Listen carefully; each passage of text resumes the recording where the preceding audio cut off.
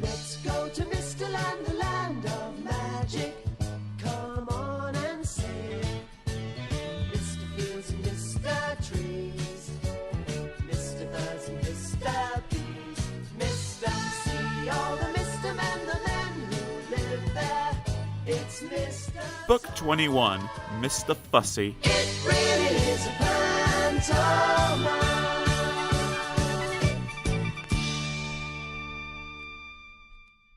Mr. Fussy was fussy about everything. Absolutely everything had to be neat and tidy and in its proper place. Mr. Fussy spent all day and every day rearranging his furniture and making sure the flowers grew in a straight line in his garden, and trying to find specks of dust where there couldn't possibly be specks of dust, because he spent all his time making sure there weren't any specks of dust. One fine morning, Mr. Fussy was having breakfast. He was very fussy about what he ate. He opened the marmalade pot. "Ugh!" he exclaimed. "It's got bits in it." And he spent the rest of the morning separating the bits from the marmalade, or, if you prefer, the marmalade from the bits. Fussy old fusspot, people used to call him. Then Mr. Fussy went out into his garden and spent the rest of the day straightening out all the blades of grass in his lawn. Fussy old fusspot. That evening, Mr. Fussy was in his kitchen, ironing his shoelaces, when he heard a crash outside. "Oh, what's to do?" he murmured to himself, and hurried outside to investigate. There, with a broken garden gate in one hand, an old battered suitcase in the other, and a sheepish grin on his face, stood an untidy person, Mr. Clumsy. "Whoops!" he said, holding up the garden gate. "It came off in my hand!" "Who," spluttered Mr. Fussy, looking in horror at his garden gate, "are you?" "I'm Mr. Clumsy," replied the untidy person, grinning, and he stepped forward to shake Mr. Fussy's hand, but tripped over and fell on the lawn. "My grass!" cried Mr. Fussy. "My straight grass! You bent it!" And he got down on his hands and knees and started straightening the grass. "But who are you?" he cried over his shoulder. "And why are you here?" "I'm your cousin," replied Mr. Clumsy. "Your long-lost cousin from Australia. I've come to visit." "Aren't you pleased to see me?" continued Mr. Clumsy cheerfully, knocking over a flower or two as he got up, and picked up his suitcase, knocking over another flower or two, or three. Mr. Fussy quite obviously wasn't pleased to see him. "You'd better come in," he muttered. "I say," remarked Mr. Clumsy, looking through the front door of Mr. Fussy's house. "I say, what a neat little place you've got here." And he stepped inside, and tripped over his shoelaces, he often does, and knocked over a chair, and dropped his suitcase, and fell in an untidy heap on the floor. "Whoops!" he said. Mr. Fussy shut his eyes, and heaved a sigh, and groaned silently to himself.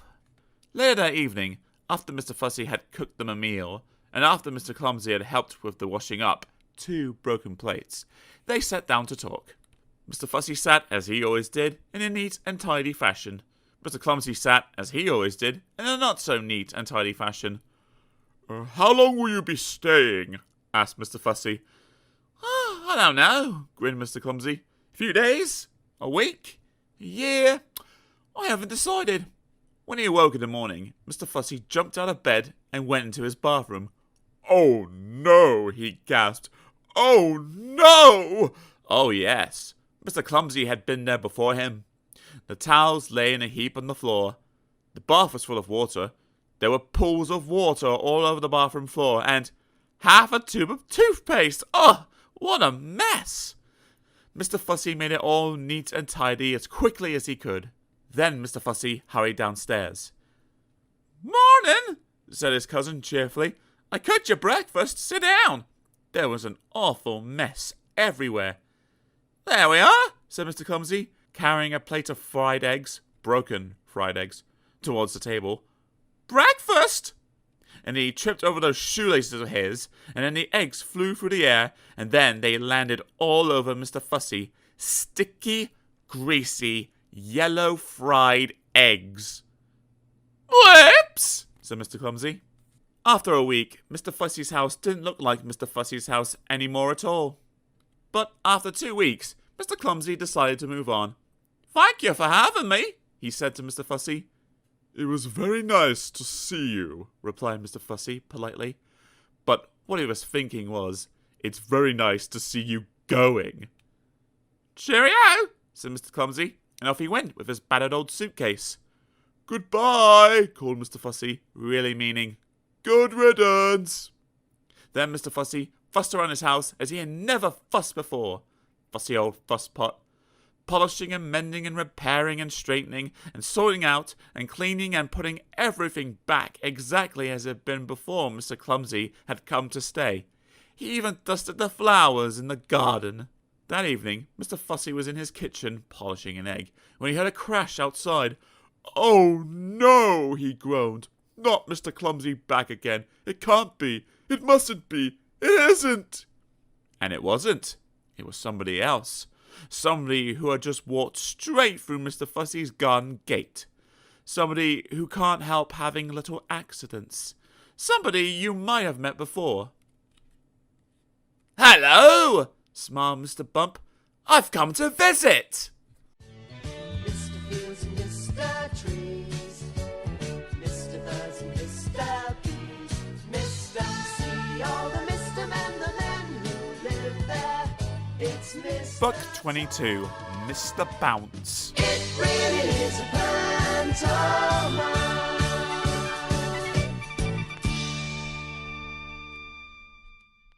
Mr. Bounce was very small and like a rubber ball. He just couldn't keep himself on the ground. He bounced all over the place, and as you can imagine, that made things rather difficult. Last week, for instance, Mr. Bounce was out walking when he came to a farm. He climbed over the farm gate, and you can guess what happened next, can't you? He jumped down from the gate and bounced straight into the duck pond. Bounce went Mr. Bounce. Splash went Mr. Bounce. Quack went the ducks. The other morning, for instance, Mr. Bounce was in bed. He woke up and jumped out of bed, and you can guess what happened next, can't you? He bounced right out of his bedroom door and all the way downstairs. Bounce, bounce, bounce, bounce, bounce. That happens quite often, which probably explains why Mr. Bounce leaves his bedroom door open every night. After he picked himself up, Mr. Bounce went into his living room and sat down to think. Bounce! Mr. Bounce bounced off his chair and banged his head on the ceiling. Bang! Went Mr. Bounce's head on the ceiling. "Ouch!" said Mr. Bounce. "This is ridiculous," Mr. Bounce thought to himself, rubbing his head. "I must do something to stop all this bouncing about." He thought and thought. "I know," he thought. "I'll go and see the doctor." So, after breakfast, Mr. Bounce set off to the nearest town to see the doctor. He was passing a tennis court when he tripped over a pebble. Bounce! He bounced, and he bounced right onto the court where two children were playing tennis. And you can guess what happened next, can't you? The children didn't realize that Mr. Bounce wasn't a tennis ball and started hitting him with their tennis rackets backwards and forwards over the net. Bounce! Ow! Bounce! Ow! Bounce! Ouch! Poor Mr. Bounce. Eventually, one of the children hit Mr. Bounce so hard, he bounced right out of the tennis court. Mr. Bounce bounced off down the road towards the town. "Oh dear," he said, feeling very sorry for himself. "I've been bounced black and blue." A bus was coming along the road, and Mr. Bounce decided that the safest place for him to be would be on it. He got on and sat down, still feeling more than a little sorry for himself. The bus drove into town. The bus stopped right outside the doctor's. Mr. Bounce stepped down from the bus. And you can guess what happened next, can't you? He didn't step down onto the platform outside the doctor's. Oh no, not Mr. Bounce. He stepped off the bus and onto the platform and bounced in through the doctor's window. Dr. Makey-Well was sitting at his desk enjoying his mid-morning cup of coffee.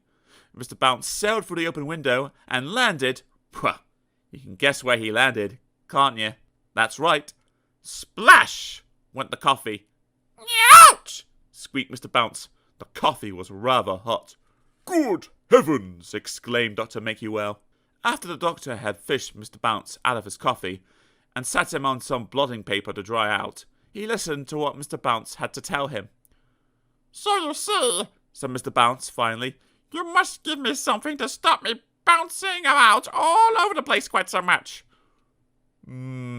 Pondered the doctor. After some thought, Dr. Makewell went to his medicine cabinet and took out a pair of tiny red boots. This should do the trick, he told Mr. Bounce. Heavy boots. That should stop the bouncing. Oh, thank you, Dr. Makewell, said Mr. Bounce, and he walked home wearing his red boots. Not bounced, walked.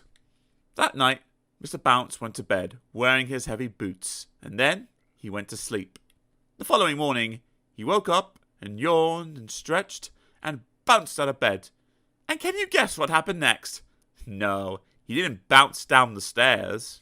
He went straight through the bedroom floorboards and finished up in the kitchen. Mr. Fields and Mr. Trees, Mr. Birds and Mr. Bees, Mr. See all the Mr. Men, the men who live there. It's Mr. Book 23, Mr. Muddle. It really is a pantomime.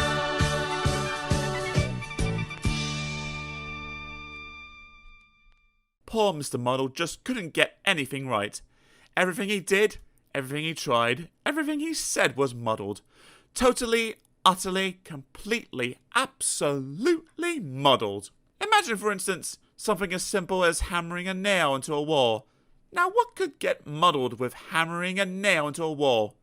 Mr. Muddle could get it muddled, and frequently he did. Imagine, for instance, something as simple as putting on your coat. Now, what could get muddled with putting on your coat? Well, see for yourself.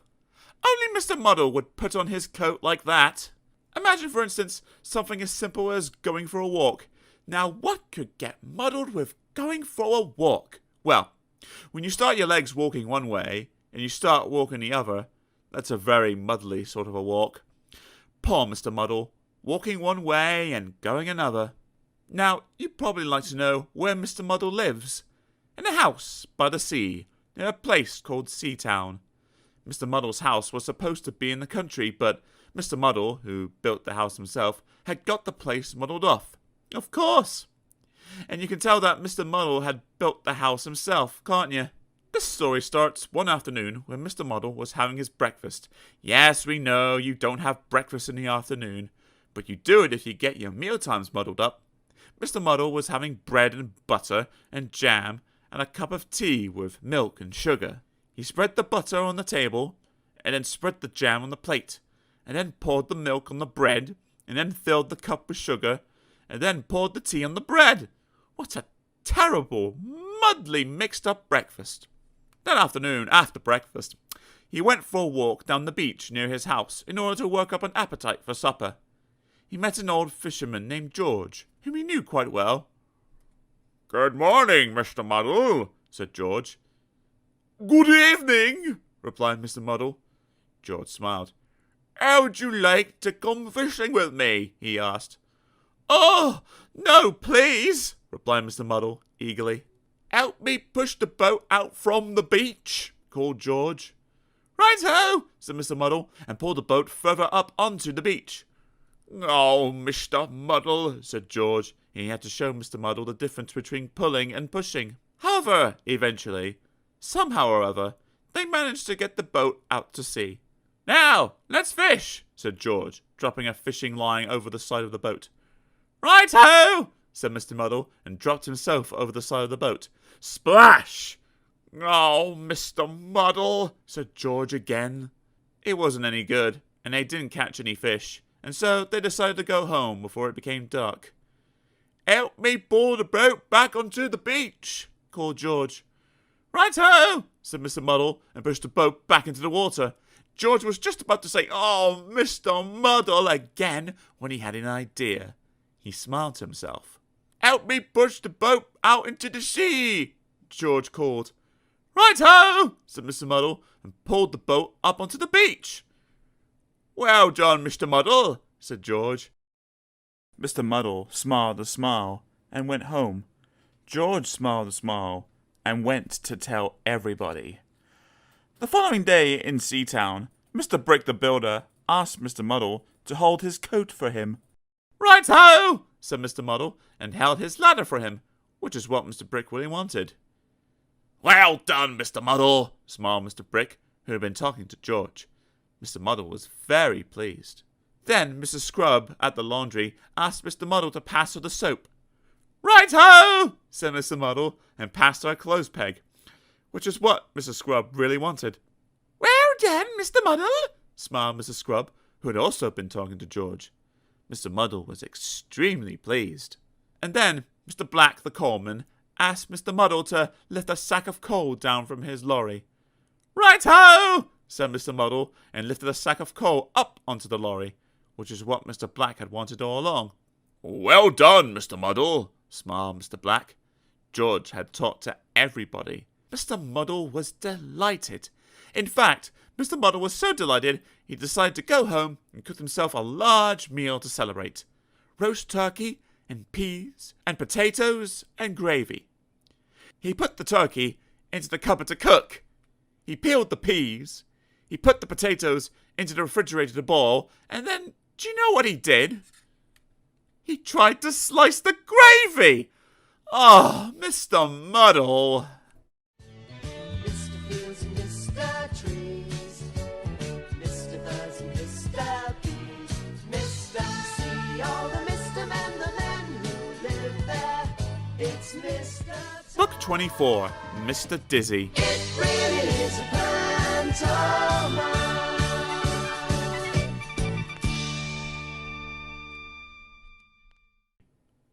Mr. Dizzy was, to be quite honest, not very clever. If you were to ask Mr. Dizzy what was the opposite of black, he'd say, the opposite of black is, pink. He lived in the house on a hill that he built himself. A not very clever house. One of Mr. Dizzy's problems was that he lived in a country where everybody else was incredibly clever. Cleverland! Even the birds were clever in Cleverland. Everything and everybody in Cleverland was clever. You'll never see a worm reading a book anywhere else but Cleverland. Poor Mr. Dizzy. Everything around him was so clever it made his head spin. One morning, Mr. Dizzy was out for a walk when he met a pig. What's big and grey and has big ears and a trunk? Said the clever pig to Mr. Dizzy. A mouse, said Mr. Dizzy. The pig laughed sarcastically at Mr. Dizzy and went off, shaking his head. Then Mr. Dizzy met an elephant, a clever elephant. What's small and furry and likes cheese? The elephant asked, cleverly. A pig? Replied Mr. Dizzy. The clever elephant laughed down his trunk. A pig? He trumpeted. A pig? You silly man! And off he went. Poor Mr. Dizzy. Mr. Dizzy decided he didn't want to talk to anybody else that day, so he went for a walk in the wood where he knew that he wouldn't meet anybody. He felt very miserable about not being clever, and as he walked along, a tear trickled down his cheek. Poor Mr. Dizzy. Then, in the middle of the wood, he came across a well. Little did Mr. Dizzy know that it was a wishing well. The day was warm, and so he decided to take a drink of water from the well. Mr. Dizzy drank deeply, but he was still unhappy. Oh, I wish I could be clever, he sighed. Little did Mr. Dizzy know that whoever drinks deeply from the water at the wishing well will see his wish come true. And Mr. Dizzy had wished that he could be clever, and his wish had come true. He was clever, but he didn't know it. Not yet. On his way home, Mr. Dizzy came across the elephant and the pig he had met earlier. They were telling each other about how they had made Mr. Dizzy look silly by asking him a question he couldn't answer. They were giggling and sniggering about it when they saw Mr. Dizzy approaching from the woods. "Oh, here he comes again," giggled the clever pig. "Let's ask him another question," sniggered the clever elephant. Mr. Dizzy came up to them. "Tell us," said the clever pig, trying to keep a straight face, "what's white and woolly and goes Why, a sheep, of course, replied Mr. Dizzy. The pig and the elephant were amazed. To tell the truth, so too was Mr. Dizzy. He suddenly felt very, very clever. It was a not unpleasant feeling. Tell us, said the clever elephant, what has 4 legs, a tail, and goes woof? How easy, replied Mr. Dizzy. A dog, of course. The clever pig and the clever elephant couldn't understand how Mr. Dizzy had become so clever in one morning. Mr. Dizzy couldn't understand how he had become so clever in one morning. But we know how he'd become so clever in one morning, don't we? Now, let me ask you a question, said Mr. Dizzy to the pig. You? Grunted the pig rudely. You ask me a question? Don't be ridiculous. There's no question you could ask me that I couldn't answer. Really? Smiled Mr. Dizzy. Well then, can you tell me what's fat and pink and goes a tissue, a tissue? What's fat and pink and goes a tissue, a tissue? Repeated the pig, looking worried. There's nothing that's fat and pink and goes a tissue, a tissue. Nothing, eh? Said Mr. Dizzy, and he tickled the pig's nose. A tissue! A tissue! Sneezed the pig. The answer is you, said Mr. Dizzy. You're fat and pink and you're going a tissue, a tissue. The clever pig looked downright, if not down left, miserable. Mr. Dizzy turned to the elephant, who, incidentally, had stopped sniggering. Now, said Mr. Dizzy, let me ask you a question. What's large and grey and goes dop-it, dop-it? What's large and grey and goes dop-it, dop-it? Repeated the elephant, looking worried. There's nothing that's large and grey and goes dop-it, dop-it. Oh, yes, there is, grinned Mr. Dizzy. There certainly is something that's large and grey and goes dop-it, dop-it. And he tied a knot in the clever elephant's trunk. Dop-it, dop-it, cried the elephant, who wanted to say, stop it, but couldn't talk properly with a knot in his trunk. Mr. Dizzy grinned and went home. Not the bird to think that funny, said the elephant. Mr. Fields and Mr. Trees, Mr. Birds and Mr. Bees, Mr. Sea, all the Mr. Men, the men who live there. It's Mr. Book 25, Mr. Impossible. It really is a pantomime.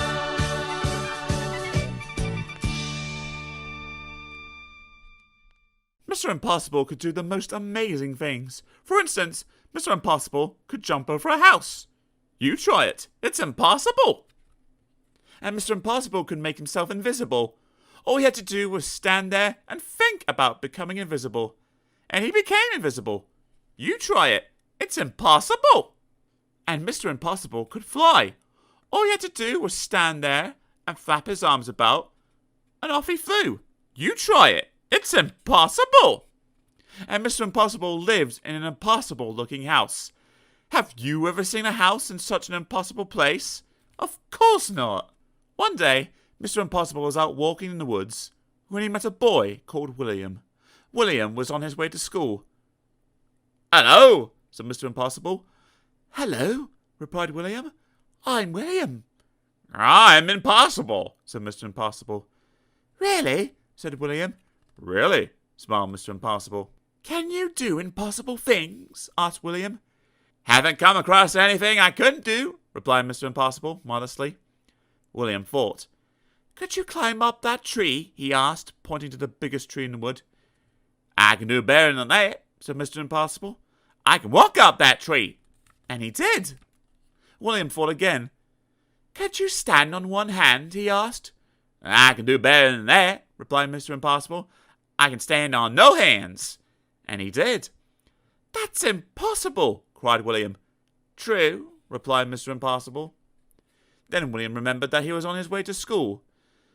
Why don't you come with me? He asked. But I've never been to a school before, Mr. Impossible said. Then it's time you did, replied William. Come on. William and Mr. Impossible sat at the back of William's classroom with all the other children. The teacher came in, but didn't notice that there was somebody extra in his class that morning. Good morning, children, said the teacher. "I have a very important sum for you to do today. It'll take you most of the morning to work out the answer." And he wrote the sum on the blackboard. It really was the most difficult sum William had ever seen in his whole life, full of multiplications and divisions and additions and other things William didn't enjoy. The teacher was right. It would indeed take most of the morning to work out the answer, if not most of the afternoon as well. Mr. Impossible whispered into William's ear. William put up his hand. "Yes, William," said the teacher. "Is there something about the sum you don't understand?" "Please, sir," said William, "is the answer 23? The teacher was very, absolutely, totally, completely amazed. "How did you work out the sum so quickly?" he gasped. "It's impossible." "Nothing is impossible," said Mr. Impossible from the back of the class, and stood up. "Well, I never did!" exclaimed the teacher. After that, Mr. Impossible spent all day at the school. He showed the teacher how he could read a book upside down. "That's impossible," said the children who were watching. "Absolutely," said Mr. Impossible. Then William asked Mr. Impossible if he would like to play in the school football match. "Oh, yes, please," replied Mr. Impossible. "I've never played football before." And do you know what he did? He kicked the football so high into the air that when it came down, it had snow on it. What an impossible thing to do! Then it was time to go home. Mr. Impossible said goodbye to all the people at the school, and then said goodbye to William. "Goodbye, Mr. Impossible," said William. "Goodbye, William," said Mr. Impossible, and just disappeared. William rubbed his eyes and went home. William's mother and father were waiting for him. "Hello, William," they said. "Did you have a good day at school?" "Yes," replied William, "and I met somebody who can do anything in the world." "Really, William?" They both laughed. "You're impossible." William smiled and went inside. And 100 miles away, a small figure was listening to what William's mother and father were saying. And he grinned an impossible grin, and then he went to sleep, standing on his head. And we all know that's impossible. Mr. Fields and Mr. Trees, Mr. Birds and Mr. Bees, Mr. Sea, all the Mr. Men, the men who live there. It's Mr. Book 26, Mr. Strong. It really is a pantomime.